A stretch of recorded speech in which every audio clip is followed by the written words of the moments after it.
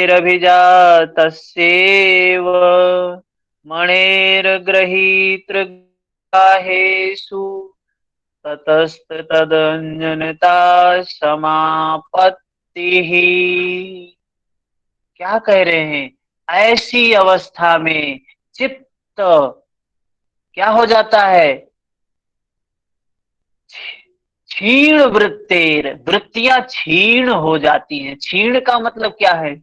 वृत्तियां शांत हो जाती हैं, वृत्तियां नष्ट हो जाती हैं। जिसकी क्लिष्ट या अक्लिष्ट समस्त वृत्तियां क्षीण हो गई, ना अब क्लिष्ट रहा ना अक्लिष्ट रहा, दोनों ही समाप्त हो गई। उसका चित्त क्या हो गया? ग्रहीता। ग्रहीता कौन है? अर्थात वो साधक। ग्रहीता है साधक, जो पुरुष है, साधक है। और ग्रहण क्या करता है? ग्रहण अर्थात अंतःकरण की दृष्टि, और जिसको कह सकते हैं ध्यान। ध्यान ग्रहण करता है। ग्रहीता कौन है? पुरुष है। ग्रहण क्या है? ध्यान है, साधना है, दृष्टि है। और ग्राह्य क्या है? वह ईश्वर, परमात्मा, वह परम तत्व या सत्य जिसको कहते हैं, शाश्वत जिसको कहते हैं, नित्य जिसको कहते हैं, ये उसके नाम हैं। उसी उसमें क्या हो जाता है? उसी प्रकार तदाकार हो जाता है, अर्थात तद्रूप हो जाता है। जैसे उत्तम जाति की विशुद्ध स्फटिक, उत्तम जाति की स्फटिक जो होती है, मणि जो होती है, जिस वस्तु के समक्ष होती है वैसा ही रंग धारण कर लेती। स्फटिक मणि की एक खासियत क्या है? वो जिस वस्तु के सामने होगी, जिस वस्तु पे रखी जाएगी, तदाकार हो जाती है, उसी के स्वरूप को ग्रहण कर लेती है, उसी के रंग को धारण कर लेती है। ग्रहीता, ग्रहण और ग्राह्य का बोध क्या है? संप्रज्ञात समाधि, जिससे साधक को अपना एवं अपनी स्थिति का भान रहता है। साधक को अपना और अपनी स्थिति का भान रहता है। क्या रहता है? कि मैं कौन हूं, कैसा हूं। ठीक है, इसका भान रहता है। इस अवस्था में वृत्तियां तो क्षीण हो जाती हैं, वृत्तियां तो समाप्त हो गई हैं, लेकिन संस्कार नहीं खत्म हुए हैं। संस्कार हैं, मैं मेरे का भाव है, अस्मिता है। सिर्फ वृत्तियां समाप्त हो गई हैं और वृत्तियां शांत हो गई हैं, चित्त शांत हो गया है। और जिस पर लगाना चाहे योगी तुरंत लगा सकता है, वहां पे तदाकार हो सकता है। ठीक है।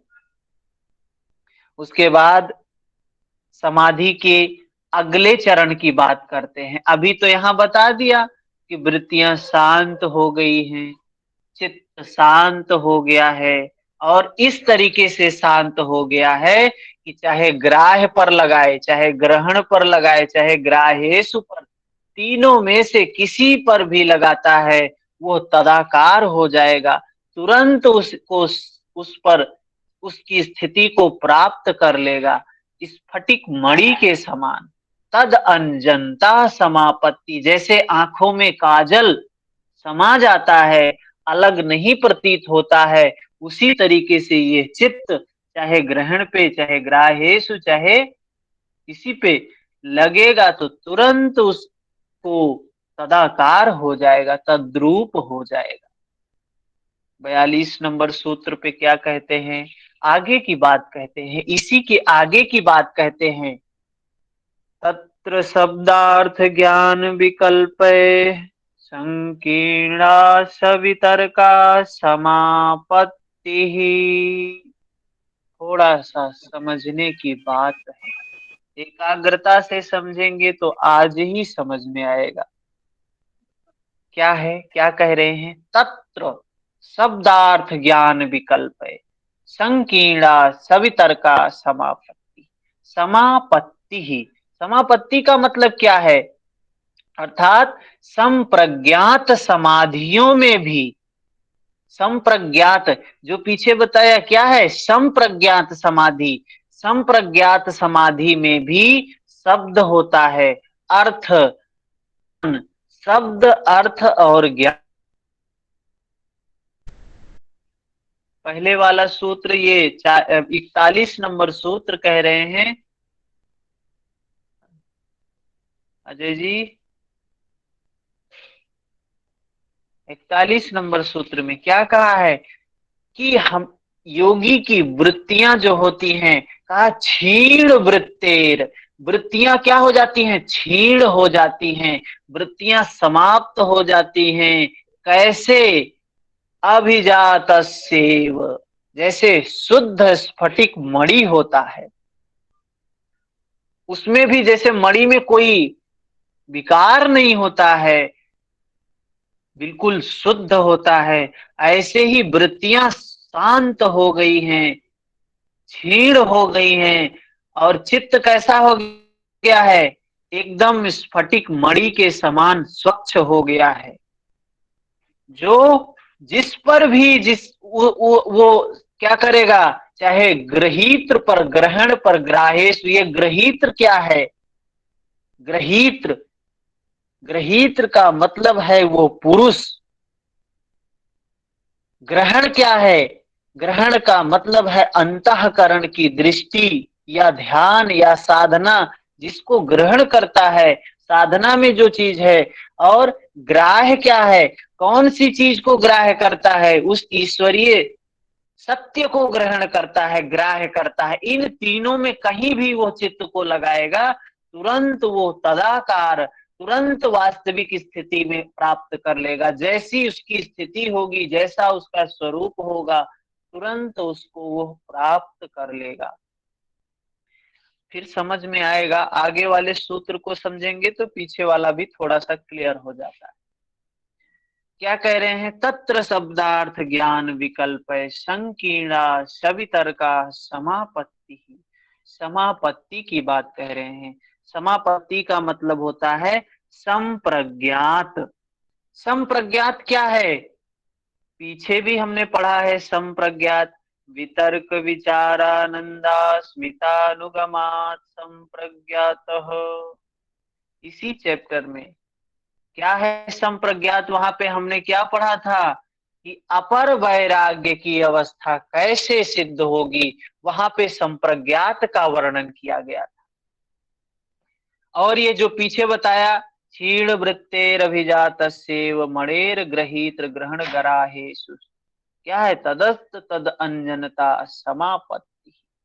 ये समापत्ति क्या है, वही संप्रज्ञात है, अपर वैराग्य की अवस्था है। उसमें अगर वो सूत्र समझ में आया था, तो वह यहाँ भी वो बात समझ में आएगी।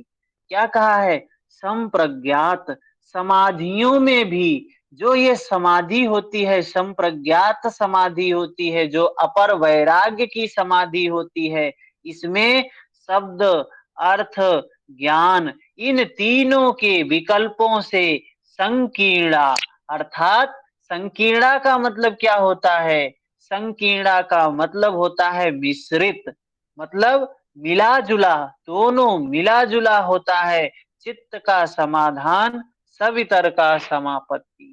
चित्त का समाधान क्या है, सवितर का समापत्ति। इसमें ये शब्द, अर्थ और ज्ञान, इन तीनों के विकल्पों से मिली जुली जो समाधि होती है, मिश्रित जो समाधि होती है, चित्त का समाधान क्या है, सवितर का समापत्ति, समाधि है, सवितर का समाधि। संसार में तरह तरह के लोग हैं, ठीक है, और तरह तरह के शब्द लोग सुनते हैं, सुनते ही रहते हैं। आप भी सुन रहे हैं, बहुत धर्म की बातें सुनते हैं, ध्यान की बातें सुनते हैं, साधना की बातें सुनते हैं, उसका अपना अपना लोग अर्थ लगाते हैं, वस्तुओं का ज्ञान भी प्राप्त करते हैं, ज्ञान भी प्राप्त होता है, उस शब्द से ज्ञान भी प्राप्त होता है, किंतु उससे किसी की समाधि नहीं लगती। शब्द, अर्थ, ज्ञान, ये शब्द जो सुनते हैं हम लोग, उससे अर्थ भी लगाते हैं, उससे ज्ञान भी प्राप्त करते हैं, लेकिन कोई समाधिस्थ तो होता नहीं है। प्रवचन कोई कितना भी सुन ले, कोई समाधिस्थ तो होता नहीं है। किसी की समाधि तो लगती दिखाई देती नहीं है। क्या है इसका मतलब? क्या है जो ये वस्तु, ये शब्द, अर्थ, ज्ञान ये कह रहे हैं? शब्द का मतलब क्या है, इसको समझना है थोड़ा सा। क्या है शब्द का मतलब? ये जो शब्द है ना, पीछे एक बात हमने बताया था कि जो कुछ हो रहा हो, जो कुछ भी होता है प्रकृति के द्वारा, जो हमें संदेश दिया जाता है, या स्वप्न बताया था, स्वप्न में स्वप्न ज्ञानालंबनम हुआ, स्वप्न में जो ज्ञान प्राप्त होता है वो ईश्वर के द्वारा दिया गया ज्ञान होता है। या फिर प्रकृति से जो हमको संदेश प्राप्त होता है, उसको हम जो साधना के अनुकूल बना लेते हैं। हमने कल कहानी भी एक दो तीन कहानियां सुनाई थी। एक अर्जुन की कहानी सुनाया था कि अर्जुन के सामने एक घटना आती है, एक घटना होती है, एक नृत्यांगना उनके सामने प्रकट होती है, तो वो देखकर उसको मातृवत ध्यान करते, आशय उन्होंने बदल लिया।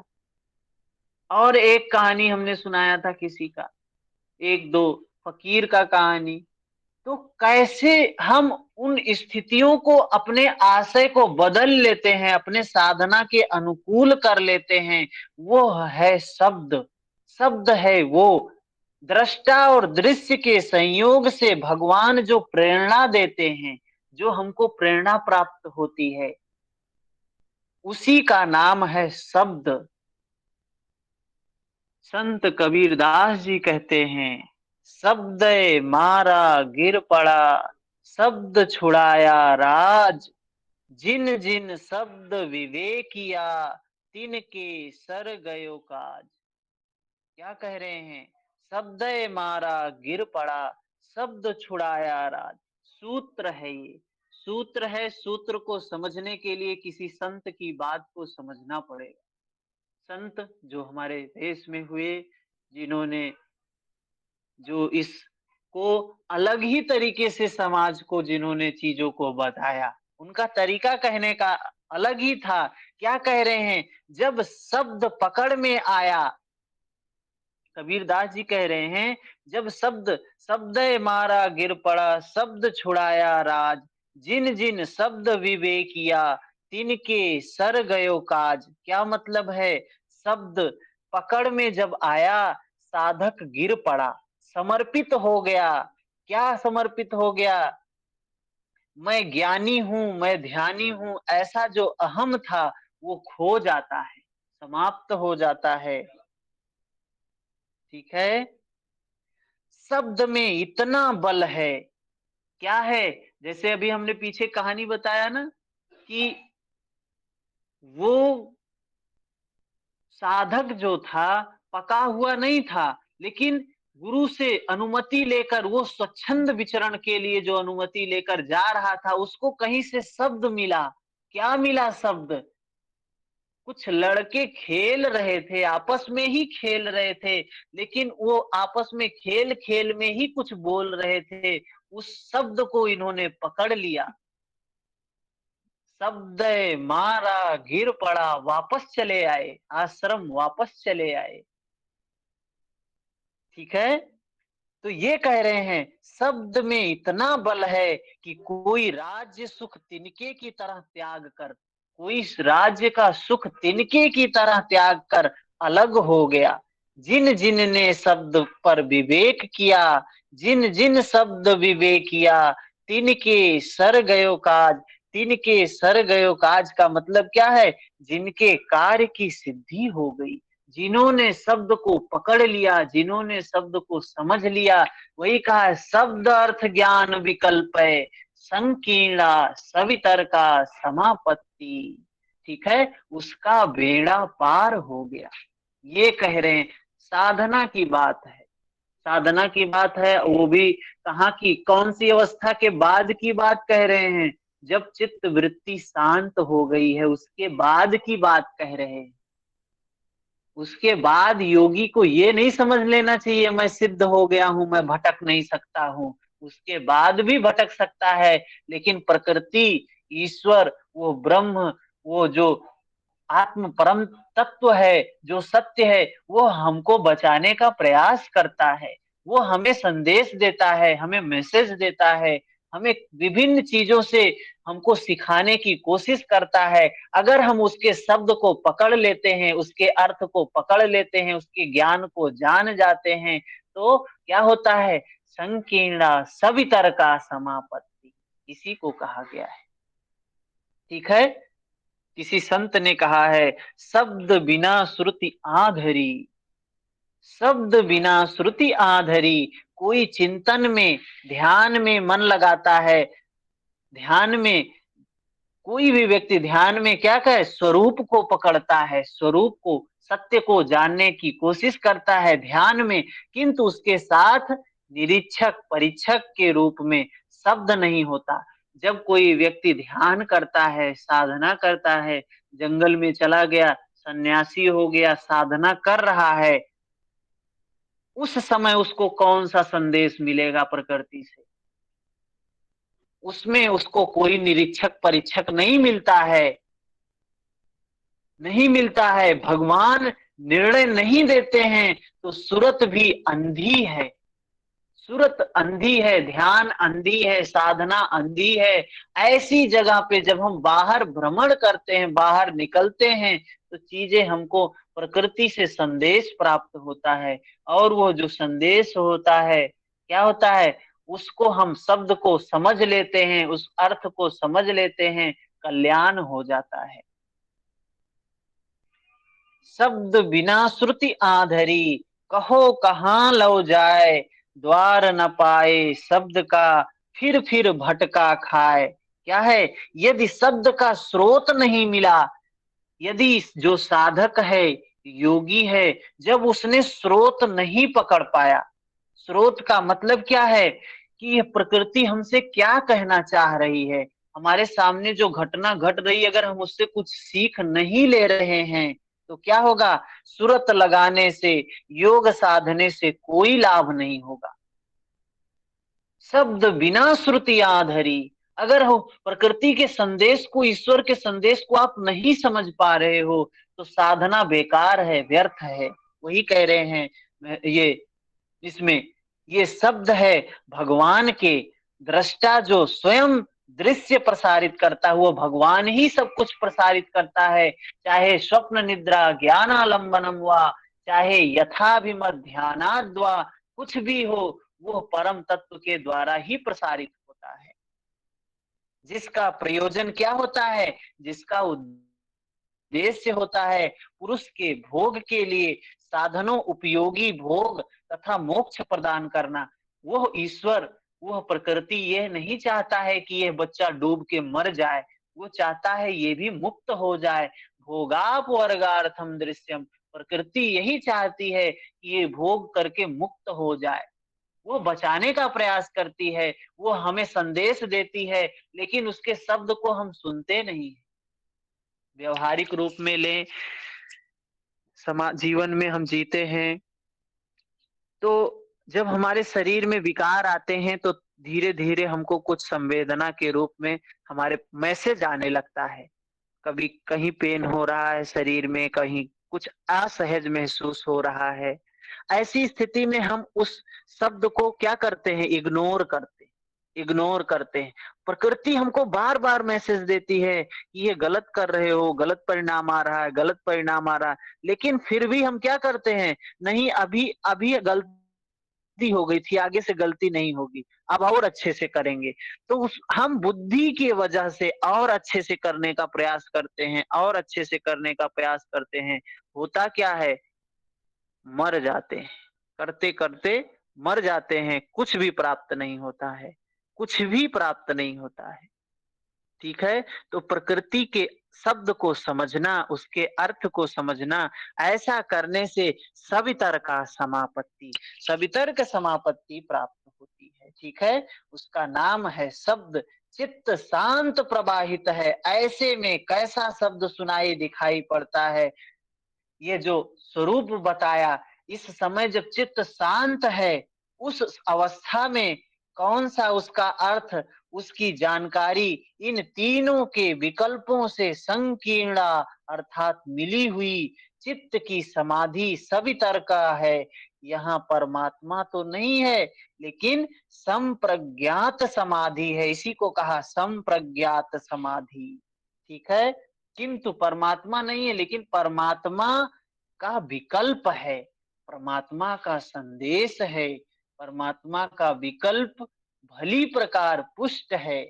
ठीक है, वही कबीरदास जी फिर एक जगह और कहते हैं, क्या कहते हैं, शब्द सो प्रीत करे सो पावे, शब्द सो प्रीत करे सो पावे। जो प्रकृति के शब्दों से प्रीति कर ले, ईश्वर के शब्दों से जो प्रीति कर ले, वही पाएगा, उसको वही प्राप्त कर सकता है। शब्द सो प्रीति करे सो पावे, इससे उन्नत समाधि की अवस्था निर्वितर्क है, जिस पर आगे के सूत्र में बात करते हैं। कुछ पकड़ में आया ये सूत्र? यस लिख के भेजें अगर पकड़ में आया तो।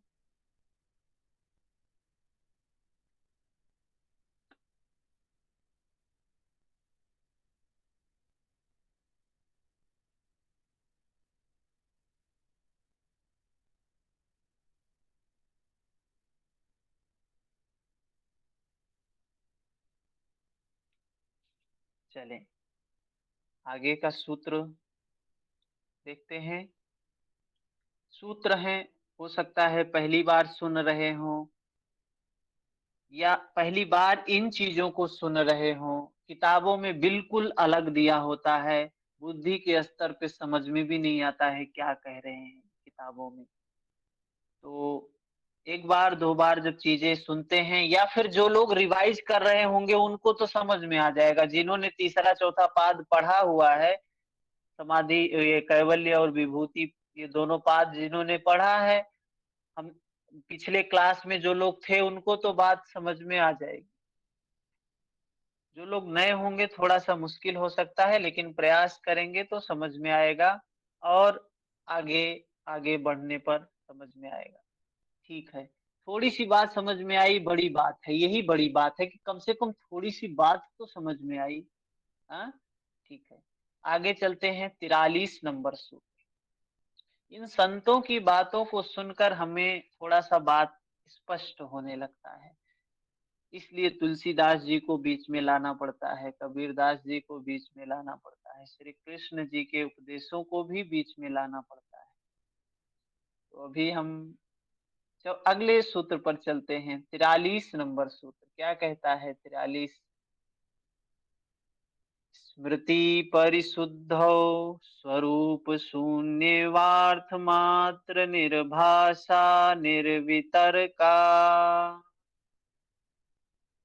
स्मृति परिशुद्धौ स्वरूप शून्यवार्थ मात्र निर्भाषा निर्वितर्का। क्या कह रहे हैं 43 नंबर सूत्र? जब चित्त का निज स्वरूप स्मृति परिशुद्ध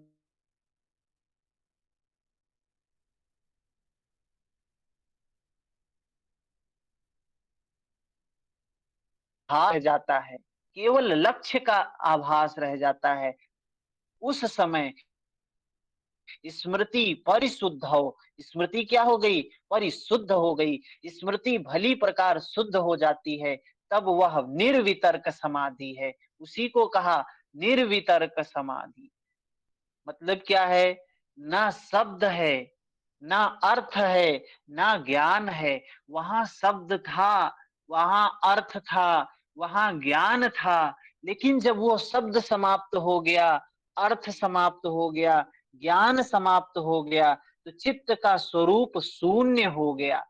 चित्त का स्वरूप क्या हुआ? शून्य हो गया। कौन शब्द सुने, कौन ज्ञान रखे, लक्ष्य का आभास मात्र है। सिर्फ क्या है? आभास क्या है? लक्ष्य, लक्ष्य मात्र का ही आभास है। वही कह रहे हैं क्या? स्मृति परिशुद्ध हो, स्मृति परिशुद्ध हो गई, स्वरूप शून्यवार्थ मात्र निर्भाषा निर्विकार का। सिर्फ स्वरूप मात्र का ही आभास है। वो लक्ष्य क्या है? वो लक्ष्य ही है, एक आभास मात्र है। उस समय स्मृति विशेष रूप से शुद्ध हो जाती है। यह निर्वितर्क समाधि की अवस्था है, क्योंकि स्मृति और संस्कार एक ही स्वरूप होता है। स्मृति और संस्कार का एक ही स्वरूप होता है। अब ऐसी अवस्था में क्या होता है? स्मृति पटल पर, स्मृति पर, चित्त की धारा पर कोई संस्कार जन्म नहीं लेता है। इतनी शुद्ध हो गई स्मृति, इतनी शुद्ध हो गई, चित्त इतना शुद्ध हो गया कि अब उस पर कोई संस्कार जन्म नहीं लेता है, कोई संस्कार अंकुरित नहीं होता है। यही चीज महर्षि पतंजलि ने आ, उसमें कैवल्यपाद के 9वें सूत्र में बताया है। अगर कैवल्य आपके पास सूत्र है तो खोल सकते हैं। कैवल्यपाद का जो 9वां सूत्र है, क्या कहते हैं? जाति देश काल व्यवहिता नाम अप्यंतर्य स्मृति संस्कार योरे करूपत्वात। क्या कहते हैं? कि जाति अर्थात जन्म, जन्म परिवर्तन से, देश और काल के लंबे अंतराल से भी ये जो संस्कार हैं, संस्कारों में परिवर्तन या विराम नहीं होता है। वे ठीक समय पर उन संस्कारों का जो जब समय आता है तो वो उसी समय पर जन्म लेते हैं, ऐसा कहा गया है कैवल्यपाद में। किंतु यहाँ वे संस्कार क्या हैं? निर्मूल हो गए हैं। फिर भी संस्कारों का बीज बना हुआ है, संस्कारों का बीज नहीं खत्म हुआ है, संस्कारों का बीज है। क्योंकि चित्त अभी जीवित है। चित्त जब तक रहेगा तब तक संस्कार रहेंगे। क्योंकि चित्त क्या है? चित्त धर्मी है और चित्त का धर्म है संस्कार। ठीक है। इससे ऊंची अवस्था पर प्रकाश डालते हैं अगले सूत्र पर। अगला सूत्र इससे ऊंची बात करता है। क्या है अगले सूत्र में? 44 नंबर सूत्र। सूक्ष्म विषयत्वं च अलिंग पर्यवसानम। क्या कह रहे हैं? सर एक यत, छूट गया है हाँ, ना। जी जी जी, ठीक है। 45 हाँ, नंबर सूत्र है। यत, हाँ 44 हाँ, नंबर समझ सर। गया, समझ गया, समझ गया, समझ गया। धन्यवाद याद दिलाने के लिए। तो क्या करें? यत एव सविचारा निर्विचारा च सूक्ष्म विषया व्याख्याता। यत एव सविचारा निर्विचारा च सूक्ष्म विषया व्याख्याता। यत एव, यत एव का मतलब क्या है? इसी से, अर्थात इसी से, अर्थात जो पूर्व उक्त, जो पीछे जो सूत्र बताया गया अभी, सवितर्का निर्वितर्का, जो अभी बात किया है, अभी पीछे बस पढ़ा हमने, सवितर्का के बारे में जाना। शब्द अर्थ ज्ञान विकल्प है, जहां पे होता है सवितर्का है, और जहां पे शब्द अर्थ ज्ञान विकल्प नहीं होता है वो निर्वितर्का है। कि वर्णन से जो हमने जाना है सविचारा निर्विचारा समाधि का, तथा सूक्ष्म विषया साधना की सूक्ष्म अवस्था का भी वर्णन कर दिया गया है। उसी के अनुसार इसका भी वर्णन कर दिया गया है। जैसे वो है, क्या है? सवितर्का निर्वितर्का, वैसे ही सविचारा निर्विचारा समाधि का तथा सूक्ष्म विषय का, साधना की सूक्ष्म अवस्था का भी वर्णन कर दिया गया है। यही चीज इसमें कही गई। इसमें ज्यादा नहीं बताया कुछ उन्होंने, सिर्फ वही कहा जैसे सवितर्का निर्वितर्का था, उसी तरीके से इस सविचारा निर्विचारा सूक्ष्म, ये सूक्ष्म जो अवस्था है उसका भी वर्णन उसी तरीके से होता है। आगे इस पे बढ़ेंगे अगले सूत्र पर। 45 नंबर सूत्र क्या कहता है? ऐसी अवस्था प्राप्त होने के बाद अब समाधि, अब देखें ये समाधियों का परिणाम क्या होता है। क्या परिणाम होता है? 45 नंबर सूत्र बताता है, सूक्ष्म विषयत्वं च अलिंग पर्यवसानम। क्या कह रहे हैं? सूक्ष्म विषयत्वं च अलिंग पर्यवसानम। ऐसी अवस्था में साधना के इन अति सूक्ष्म अवस्थाओं में क्या होता है, साधना की इन अति सूक्ष्म अवस्थाओं में अलिंग पर्यवसानम। अलिंग पर्यवसानम का मतलब क्या होता है, प्रकृति की अति सूक्ष्म परतों, जो प्रकृति की सबसे अंतिम अवस्था है, जिसको क्या बोले हैं, अलिंग, अलिंग पर्यवसानम, वहां तक अति सूक्ष्म परतों तक मूल प्रकृति पर्यंत भली प्रकार वशीकारा, वशीकार हो जाता है। अब प्रकृति भी उसे क्या है, डिस्टर्ब नहीं कर सकती है। उस योगी को के गुण भी डिस्टर्ब नहीं कर सकते हैं। ठीक है, ऐसी अवस्था प्राप्त हो जाने पर, वही क्षीण वृत्तेर अभिजात से मणि क्या बताया था उसके पिछले वाले सूत्र में, कि परमाणु परम महत तक के जो है नियंत्रण आ गया था। लेकिन ऐसी अवस्था में, ऐसी इस अवस्था में क्या हो गया है, सूक्ष्म विषयत्वम चा, अब सूक्ष्म विषयों में भी, और कहां तक सूक्ष्मता है, प्रकृति के गुणों तक, प्रकृति पर्यंत वशीकार हो गया, नियंत्रण हो गया। अब प्रकृति उसको विक्षिप्त नहीं कर सकती है, प्रकृति उसको डिस्टर्ब नहीं कर सकती है। उस योगी को प्रकृति अब कुछ नहीं करने वाली। ठीक है, ऐसी अवस्था में क्या होता है, अगला सूत्र क्या कहता है, 46 नंबर सूत्र, ताएव सबीज समाधि, ताएव सबीज समाधि, यही है सबीज समाधि।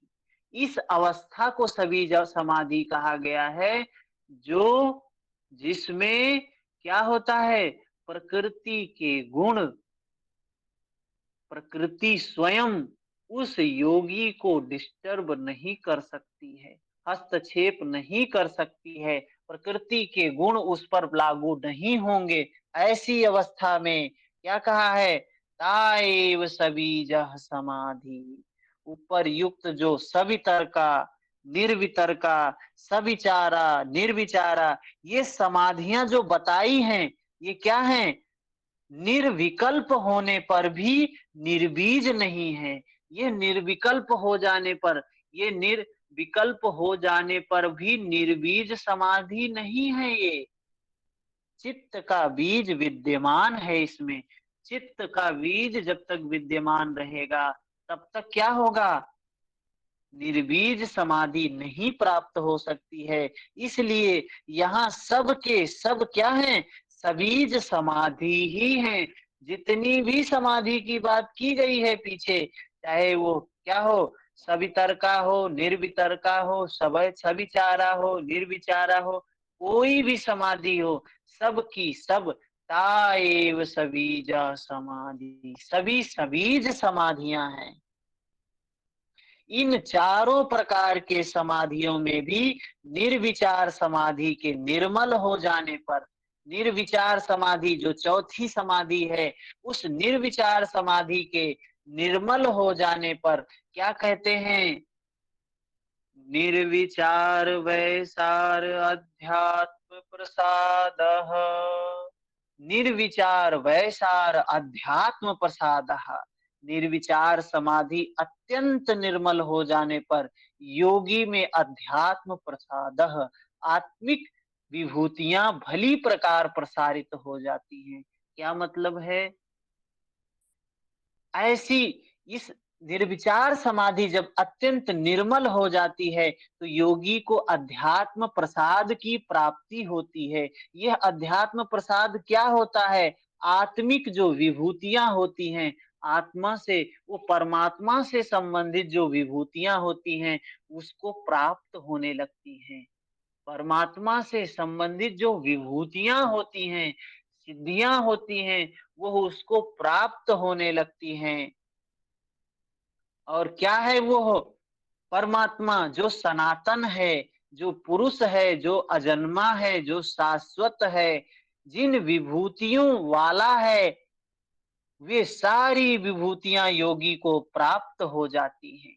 वही कहा है क्या, निर्विचार वैसार अध्यात्म प्रसादा, निर्विचार की अवस्था में जब निर्विचार समाधि की सिद्धि होती है, ऐसी अवस्था में अध्यात्म प्रसाद प्राप्त होता, उसमें वो सारी विभूतियां प्राप्त होने लगती हैं, आत्मा का अधिपत्य स्थापित हो जाता है, अपना स्वरूप का क्या है, आत्मा का अधिपत्य अपना मालिक बन जाता है, स्थापित हो जाता है, आत्मिक विभूतियों का सारा प्रसाद उसे प्राप्त हो जाता है, जो जिसका वो मालिक है उसको वो प्राप्त हो जाता है।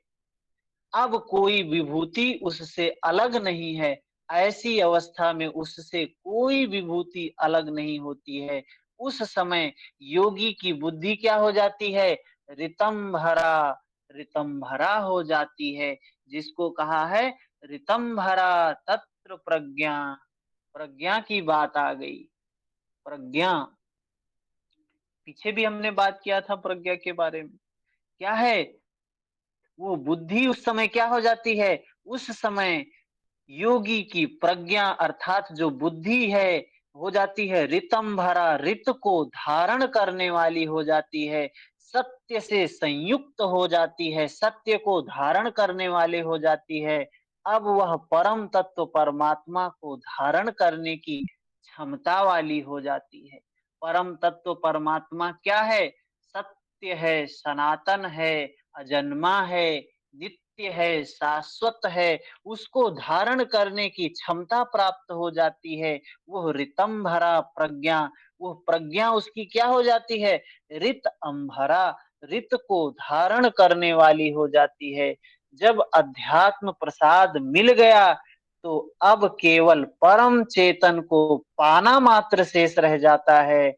यह बुद्धि साधारण बुद्धियों से अलग है, ठीक है। यह जो बुद्धि प्राप्त होती है, ऋतंभरा वाली जो बुद्धि प्राप्त हो जाती है, जो प्रज्ञा प्राप्त हो जाती है, वो सामान्य बुद्धि से अलग होती है। क्यों अलग होती है, उसके लिए कहते हैं अगले सूत्र में, श्रुतानुमान प्रज्ञाभ्यामन्य विषया विशेषार्थत्वात्। श्रुत, श्रुत का मतलब है जो श्रवण किए हुए, अनुमान, जो अनुमान से होने वाले बुद्धि की अपेक्षा श्रवण किए हुए और अनुमान से होने वाले ज्ञान बुद्धि की अपेक्षा इस ऋतंभरा प्रज्ञा, ऋत को धारण करने वाली जो प्रज्ञा है, प्रज्ञा का विषय भिन्न होता है, अलग होता है। क्या है, जिसका ज्ञान क्या है, श्रुत और अनुमान से नहीं होता है।